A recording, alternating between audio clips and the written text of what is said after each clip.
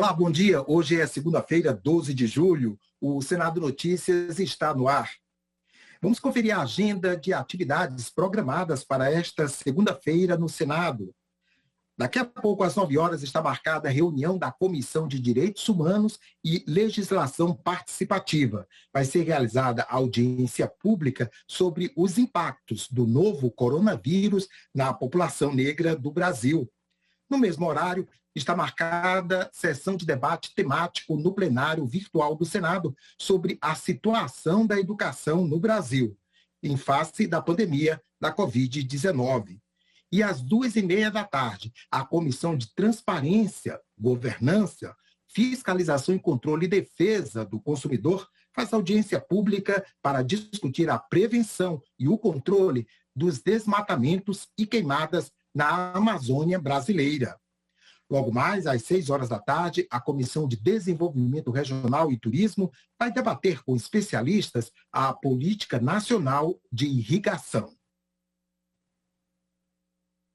Num país de dimensões continentais, a gestão dos recursos hídricos é fundamental para a redução das desigualdades. No Brasil, existe água em abundância em regiões de baixa densidade populacional, enquanto em outras, pequenos produtores sofrem com a escassez das chuvas e, em consequência, migram para a periferia das grandes cidades. A tarefa de planejar o armazenamento, transporte e fornecimento desse recurso natural está no foco de mais uma etapa do ciclo de debates da CDR. Nesta segunda-feira, o tema do ciclo de debates da Comissão de Desenvolvimento Regional e Turismo será a Política Nacional de Irrigação. Não perca, segunda, 6 da tarde, ao vivo, aqui na TV Senado. A Comissão Mista de Orçamento deve votar nesta segunda-feira o relatório preliminar ao projeto da Lei de Diretrizes Orçamentárias, LDO, do deputado Juscelino Filho. O prazo para a apresentação de emendas foi prorrogado até a próxima quarta-feira. Os parlamentares têm até o dia 17 de julho, início do recesso parlamentar, para votar a LDO, Lei de Diretrizes Orçamentárias de 2022, com o planejamento das contas e as projeções do governo para o próximo ano. Em 2020, a Comissão Mista de Orçamento não se reuniu formalmente por causa da pandemia e o Congresso aprovou o orçamento em rito sumário para garantir o pagamento das contas públicas do início deste ano. No projeto encaminhado ao Congresso em abril, o governo federal prevê salário mínimo de R$ 1.147, inflação de 3,5%, crescimento do PIB de 2,5% e estimativa de rombo nas contas públicas de mais de 170 bilhões de reais. O atraso na instalação da comissão, que deveria ter acontecido em abril, tornou o prazo mais curto para a aprovação do orçamento antes do recesso. Alguns parlamentares pediram mais tempo para analisar o projeto. Com isso, o prazo para a apresentação de emendas foi prorrogado para a próxima quarta-feira, dia 14. O presidente do Senado, Rodrigo Pacheco, defendeu a independência dos poderes e a democracia com eleições livres e forma de votação decidida pelo Congresso. Ele disse que quem defender retrocesso será apontado como inimigo da nação. Encerrando uma semana em que houve desentendimentos entre parlamentares e as Forças Armadas, o presidente do Senado e do Congresso defendeu a independência harmoniosa entre os poderes. Em entrevista coletiva na tarde de sexta-feira, Rodrigo Pacheco falou que o Estado de Direito e a democracia são inegociáveis. E quero aqui afirmar a independência do Parlamento brasileiro. A independência do Congresso Nacional, composto por suas duas casas, o Senado Federal e a Câmara dos Deputados, que não admitirá qualquer atentado a esta sua independência e, sobretudo, as prerrogativas dos parlamentares, de palavras, opiniões e votos, que naturalmente devem ser resguardados numa democracia. Todo aquele que pretender algum retrocesso ao Estado Democrático de Direito esteja certo, que será apontado pelo povo brasileiro e pela história como inimigo da nação e como alguém privado de algo muito importante para os brasileiros e para o Brasil, que é o patriotismo. Pacheco comentou também sobre a forma de votação e apuração nas próximas eleições. O presidente Jair Bolsonaro vem declarando que houve fraudes em eleições sem voto impresso. Eu confio na justiça eleitoral brasileira, não acredito que tenha havido fraudes e não acredito que o sistema esteja suscetível a fraudes no ano de 2022.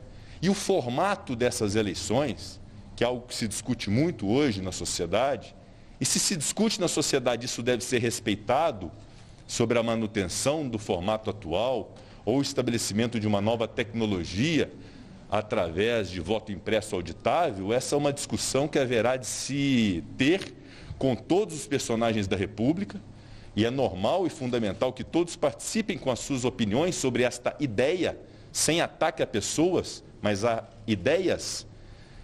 Essa definição não será feita pelo Poder Executivo, não será feita pelo Tribunal Superior Eleitoral, será feita pelo Congresso Nacional através de uma proposta de emenda à Constituição que está debatida na Câmara dos Deputados. E a decisão que houver por parte do Congresso Nacional, primeiro pela Câmara dos Deputados e depois pelo Senado Federal, haverá de ser respeitada por todos os poderes e todas as instituições no Brasil. Tudo quanto houver de especulações em relação a algum retrocesso à democracia, como a frustração das eleições próximas, vindouras do ano de 2022, é algo com o que o Congresso Nacional, além de não concordar, repudia evidentemente. Nós não admitiremos qualquer tipo de retrocesso nesse sentido. Isso decorre não da vontade do presidente do Senado, ou do presidente da Câmara, ou do Congresso, ou do presidente da República, ou do Tribunal Superior Eleitoral. Isso advém da Constituição Federal, à qual nós devemos obediência. O presidente do Senado falou ainda sobre a conversa que teve com o ministro da Defesa, general Braga Neto, para esclarecer desentendimentos após declarações do presidente da CPI da pandemia, Omar Aziz, sobre envolvimento de militares em corrupção. Pacheco comentou também entrevista do comandante da Aeronáutica, Carlos de Almeida Batista Júnior, sobre esse caso. A nota das Forças Armadas partiu de uma premissa equivocada de que teria havido, por parte do senador Omar Aziz, presidente da CPI, uma agressão generalizada às Forças Armadas. O próprio senador Omar Aziz, no próprio plenário do Senado Federal, destacou que não houve a intenção de sua parte de ofender as Forças Armadas e que teria feito, inclusive, uma retificação na própria CPI por ocasião da fala. Outros senadores também fizeram esse esclarecimento. Então, o que eu fiz no contato com o ministro da Defesa, Braga Neto, e com o comandante-geral do Exército, foi justamente esclarecer isso. Não é a minha intenção acirrar ânimos. Obviamente que não se pode confundir ponderação, bom senso, responsabilidade com inércia. Eu preciso agir, como de fato agi. Eu procurei as duas partes e busquei conciliar, e isso ficou devidamente esclarecido. Então, eu considero que fomos bem-sucedidos nesse método de pacificação entre as Forças Armadas e o Senado, num episódio que já está, para ambos os lados, devidamente superado. Talvez tenha nos faltado o tratamento e ter procurado o comandante da Aeronáutica também. Assim o farei também para colher dele esse sentimento de que esse assunto está encerrado. O relator da CPI da pandemia, senador Renan Calheiros, afirmou que a comissão não teme quarteladas nem ameaças. Na última reunião da CPI, ele se referiu à nota das Forças Armadas em reação a comentários do presidente da comissão, Omar Aziz, sobre corrupção entre os militares. Renan também se referiu às palavras chulas utilizadas pelo presidente Jair Bolsonaro sobre pedido da CPI para esclarecimento de denúncias do deputado Luiz Miranda. Nós mandamos uma carta para o presidente da República. E o país ficou estupefato com a maneira com que ele respondeu a essa comissão parlamentar de inquérito. A escatologia proverbial do presidente da República recende ao que ocorreu no seu governo durante a pandemia. Todos nós sentimos esses odores irrespiráveis que empestearam o Brasil e mataram tantos inocentes. Nós vamos em frente, sem medo, e investigando quem precisar ser investigado. Nós não podemos ter medo de arreganhos, de ameaças, de intimidações, de quarteladas. Nós vamos investigar, haja o que houver. Nada vai nos impedir, nós estamos apenas aqui cumprindo um mandamento do povo brasileiro, que quer verdadeiramente saber o que aconteceu e o que poderia ter sido feito para evitar, pelo menos, uma quantidade muito grande. Já vimos aqui na própria Comissão Parlamentar de Inquérito, mais de 300 mil vidas poderiam ter sido salvas, não é, se o governo tivesse feito a sua parte. Eu digo isso e falo dos números superlativos de aprovação da Comissão Parlamentar de Inquérito para mostrar, senhor presidente, que lamentavelmente isso ocorre no momento em que a percepção negativa do Congresso Nacional cresce e vai a 49%. E cito esse número não para desdenhar dele, mas para novamente fazer daqui um apelo ao presidente da Câmara dos Deputados, que não tem perdido oportunidade para falar mal da Comissão Parlamentar de Inquérito, a exemplo do presidente da República, e fazer um apelo ao presidente do Senado Federal para que definitivamente apoie os trabalhos, o aprofundamento da investigação, que nós vamos adiante. Nós não vamos investigar instituição militar. Longe de nós temos responsabilidade institucional. Agora nós vamos sim investigar o que aconteceu nos porões do Ministério da Saúde. E amanhã a Comissão Parlamentar de Inquérito vai escutar a diretora de importação da Precisa Medicamentos, Emanuela Medrades. A empresa representa a Bharat Biotech do Brasil, laboratório que produz a vacina indiana Covaxin. Diante da decisão da ministra Rosa Weber, proporia a Vossa Excelência que pudesse marcar a oitiva da diretora executiva da empresa Precisa, a senhora Emanuela Medrades, que já tem, inclusive, requerimento aprovado para a sua convocação. Emanuela Medrades manteve contato com o Ministério da Saúde para garantir a importação da Covaxin.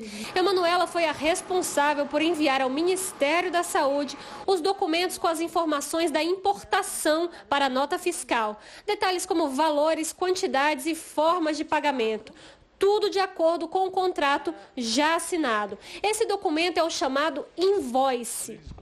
A responsável pela fiscalização do contrato da Precisa com o Ministério da Saúde, depois na Comissão Parlamentar de Inquérito, e 2 pontos nos documentos enviados por Emanuela chamaram a atenção. O pagamento em nome de uma empresa que não está no contrato da compra da Covaxin e o número de doses a serem enviadas no primeiro lote. A representante da empresa me encaminhou um e-mail solicitando autorização acerca de 2 pontos. Primeiro, em relação à quantidade de 3 milhões de doses. O segundo ponto colocado pela empresa foi em relação à Madison Biotech, onde ela afirma que a Madison é agente comercial... Só uma pergunta, senhora. Quem lhe comunica sobre que a Índia só pode faturar 50 milhões de dólares e não... por isso que quem lhe comunicou isso? A senhora Emanuela Medrades. Sim, a senhora mandou verificar isso, se era verdade ou não? Que a senhora Nesse momento não me cabia fazer essa verificação. O depoimento de Emanuela pode esclarecer também um outro ponto que continua cercado de dúvidas. Os irmãos Mirandas, que depuseram na Comissão Parlamentar de Inquérito, afirmam que levaram ao presidente da República documentos que comprovariam irregularidades no contrato da Covaxin. Entre esses documentos estaria o invoice enviado pela Precisa Medicamentos ao Ministério da Saúde. A reunião aconteceu no dia 20 de março. O governo afirma que o invoice só foi enviado ao Ministério no dia 22. A responsável pelo envio desses documentos é Emanuela Medrades e ela pode esclarecer em que dia eles realmente estavam disponíveis ao Ministério. É impossível que o deputado Luiz Miranda tenha apresentado algum tipo de invoice ao presidente Bolsonaro no dia 20, uma vez que de fato está comprovado que apenas no dia 22 é que esse invoice foi encaminhado por e-mail para o Ministério da Saúde. Dia 18 de março, a Emanuele, que é da Precisa, manda um e-mail fechado, inbox, encaminhando a primeira invoice. Depois, no dia 22, porque vários servidores não tiveram acesso a esse invoice, ela manda esse invoice aberto para uma série de servidores. Então, a Emanuele precisa ser ouvida antes da comissão discutir se é o caso ou não de trazer novamente o Luiz Miranda, porque ela, que é da Precisa e tem a relação com a Madison, é que vai dizer realmente se nós estamos diante de 3 invoices, que são notas fiscais enviadas pelo vendedor, ou se nós estamos diante de 2. A CPI da pandemia pode votar esta semana a convocação do ministro-chefe da Secretaria-Geral da Presidência, Onyx Lorenzoni, para explicar um documento apresentado por ele no caso da importação da vacina Covaxin. O pedido de convocação de Onyx foi anunciado pelo relator da CPI, Renan Calheiros, durante depoimento de um técnico da área de importação do Ministério da Saúde, que apontou diversas falhas nos documentos relacionados à compra da vacina. William Amorim Santana não é servidor do Ministério da Saúde. Ele é consultor técnico da OPAS, Organização Pan-Americana de Saúde, e trabalha atualmente na divisão de importação do Ministério. Ele é subordinado a Luiz Ricardo Miranda, que denunciou pressão atípica dos superiores hierárquicos, dentre eles Roberto Dias, para liberar a importação da Covaxin. William foi quem apontou erros em documentos de compra de 20 milhões de doses da vacina indiana. Na CPI, ele disse que identificou erros já na primeira invoice, espécie de nota fiscal para negociações internacionais, recebido no dia 18 de março, e teria alertado a fiscal do contrato, a servidora Regina Célia, que já prestou depoimento à CPI. Eu também entrei em contato com o fiscal do contrato e falei que, dentre as divergências observadas, estava o quantitativo da invoice, que estava menor, e na invoice figurava uma empresa que não estava disposta no contrato. Quando você pega o contrato, que você lê lá no cabeçalho, ele já começa dizendo contrato celebrado entre o Ministério da Saúde e empresa tal para o fornecimento de tal insumo. Então, quando eu vou analisar a invoice, eu vejo que a empresa que figura no contrato não é a empresa que está figurada na comercial invoice. William Santana disse que solicitou uma análise complementar de um despachante do próprio Ministério, que apontou vários outros erros. O primeiro ponto que o meu despachante apontou foi o nome do Ministério que estava errado. Não havia a descrição de qual aeroporto a carga chegaria, né? As cargas do Ministério da Saúde, elas preferencialmente são desembarcadas em Guarulhos. Também não descrevia nem peso bruto, nem peso líquido da carga. Tanto eu quanto o despachante ficamos confusos, porque a invoice não dizia se a vacina viria em frasco ou viria em caixa, não estava claro. O consultor técnico disse que a invoice também previa antecipação de pagamento e que alertou a representante da empresa para fazer as correções. O documento ainda voltou com erros. O que aconteceu? A primeira vez eu liguei para ela e apontei, a comercial invoice está descrevendo pagamento antecipado. No contrato não está. Peço a gentileza que corrija. Ela disse que era um erro, que já havia observado e ia pedir para corrigir. A segunda invoice veio novamente com este erro.